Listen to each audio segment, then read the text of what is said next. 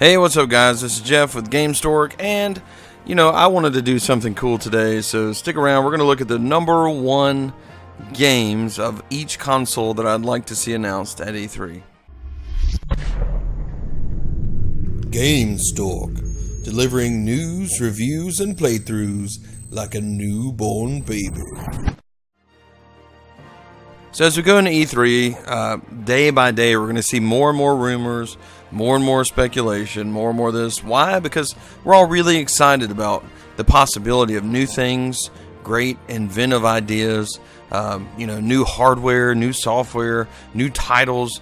The possibilities of E3 every year are endless, which is why so many of us tune in and watch every single conference and just dig in, find everything that we can. Now, in this, I began thinking, and I said, you know what, I'm just going to say right offhand, this is not something I'm taking notes on or anything like that, but just from my heart to your ears, I want to tell you the 3 top games that I want to see at E3 this year announced for each console. And here we go. We'll start with the Nintendo Switch.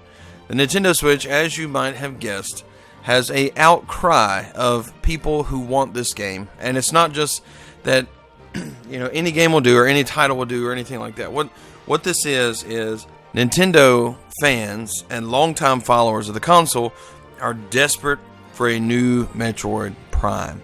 Now let me be specific here, because there's recently a rumor about a new 2D Metroid game, and trust me, that sounds good, but that's not what I'm saying here. What I would like to see is a first-person adventure, open-world, space exploration game that is good, that's Metroid Prime, that is, something that's just going to blow us away. And this, first of all, the reaction from this thing is probably going to make the sun blow up in the sky when it gets announced eventually, when this thing is made, okay? And second, this will be a very solid first-person shooter. And at this point in the console's life, most Nintendo fanboys are a little bit older now, let's face it, between the ages of 20 and maybe 35, somewhere around there. And knowing this, Nintendo has to give them a little bit more of what they would prefer. I mean, if you want to see proof of this, all you have to do is just go look at the numbers on who's bought the Nintendo Switch, who owns this thing, who plays it the most, who goes through all the stuff. And it's going to be people between the ages of 18 and 35. So, of course, those people want a serious 3D first-person space shooter, which Metroid Prime would fill that perfectly, absolutely perfectly. So let's count on that as we move forward, and that's the one that I want to see on the Nintendo Switch.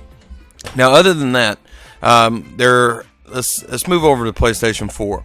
Now, I will say this: there are 2 titles here, and I'm going to mention both of them, and we know about both of these, so it's not going to be like this huge surprise. But the things I want to see them put on stage, keep on stage, and give us the most information on possible. Okay, and I hate to not just say some crazy title, that's not in existence right now, which there are some I would like to see come back. But the number one is Kingdom Hearts 3. I want to see a definite release date.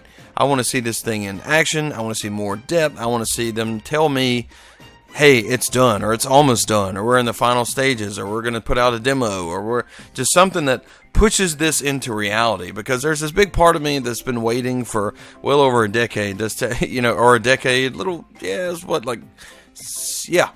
over a decade. That says, this is never going to happen. Okay, the Keyblade War is never going to happen. None of this is going to happen. They're just going to keep releasing the side stuff. And you know what?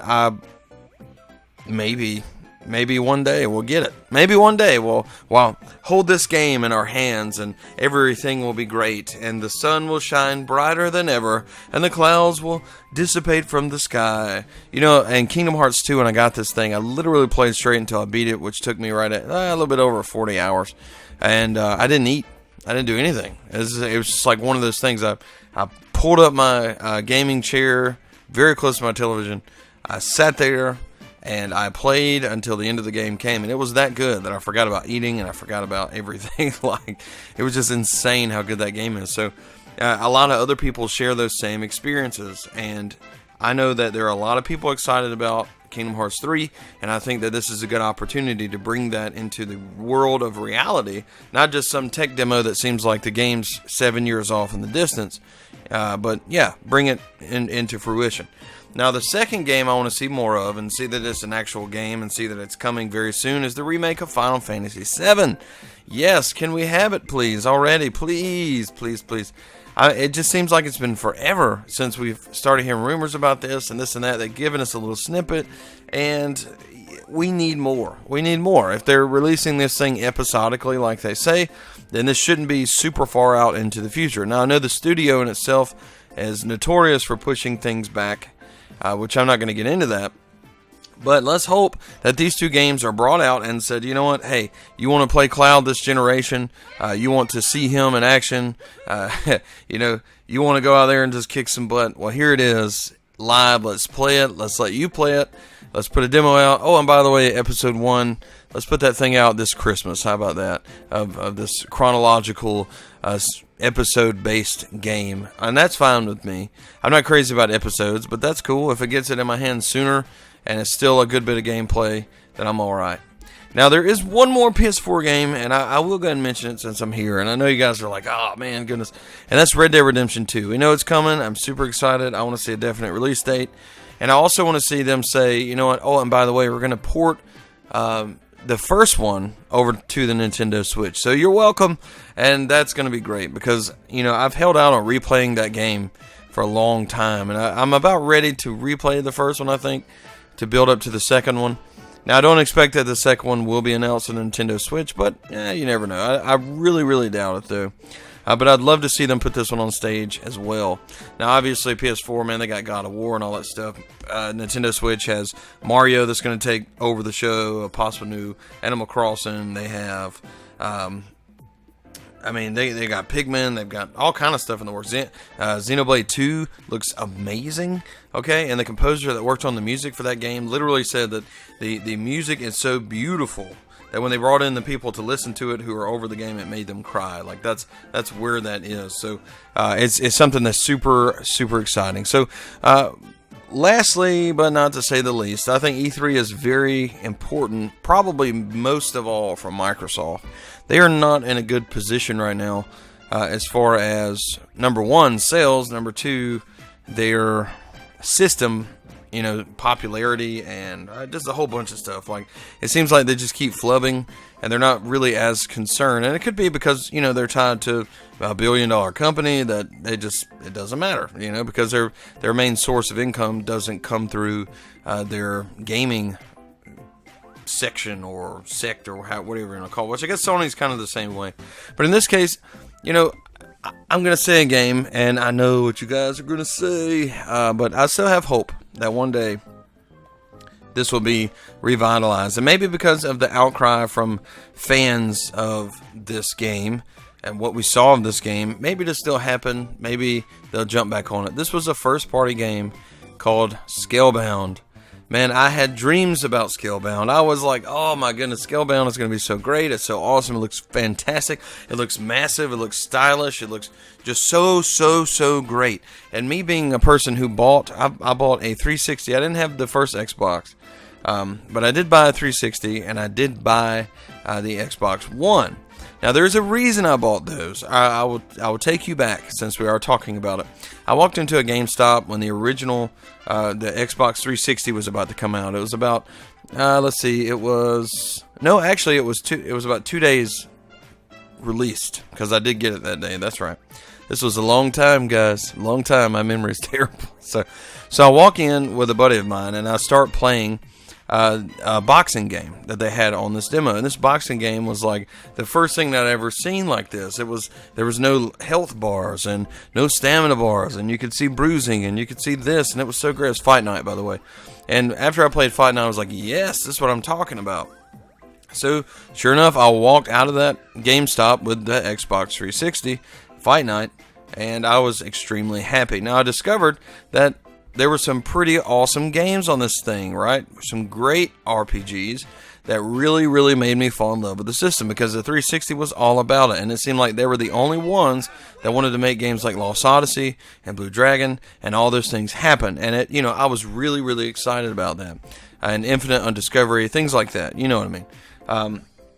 The Xbox One didn't necessarily carry on in that tradition, even though I did buy it. But the reason I bought it was Gears of War, man. I got addicted to Gears of War on the console. And I've never been into Halo. I'm sorry. It's just, I understand why people like it. I see why it's great to a lot of people. But it's just never personally appealed to me that much. And so, you know, as far as first parties, for me, Scalebound is extremely important for them to reach out to people like me who isn't necessarily into Halo. And I know they have a big target audience there, but the reality is they've got to reach out and, you know, try to appeal to other people. Now, I understand they're probably losing buku amounts of money on this game that was massive and it kept getting pushed back. And you can't just lose money. Making games is a business, and that's the harsh truth behind it. It is a business, and if you're losing money and you can't pay people and the project is just tanking, even though the game is still being created, you got to shut it down from a business standpoint. I get that. But still, my hope is that at E3, somehow, some way, they come out and say, you know what, we rethought this, we got more approval on this, and Scalebound is still in development. But here's the thing, we're going to go ahead and push this thing to get done and get it out to you guys. And that's ultimately what I want to see. So the 3 games, just to recap, what I want to see at E3 is a full 3D Metroid open world or open air, whatever you want to call it, adventure game for the Nintendo Switch. I want to see this. I want to see it bad. And then Kingdom Hearts 3 is my top for the PS4. I need to see more. I need to see a real release date, maybe a demo, something serious and substantial to do with this game. And then my third is this game. Oh man, it just breaks my heart that it was canceled, Scalebound. Come on, people, give us some Scalebound. Anyway, guys, that's my top 3 that I'm hoping for at the E3 show.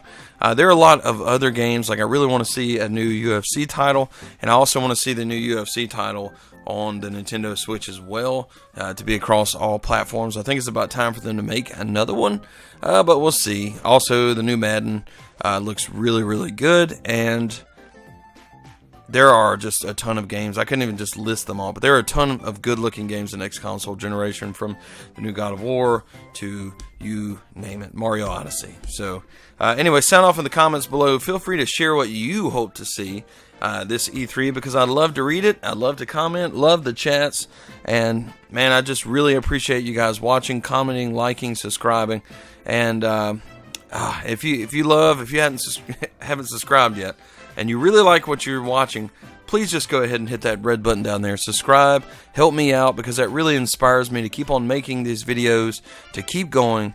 And I'm making them all just for you guys, because I really, really love gaming, and I love you. Y'all have a great day, and we'll see you next time.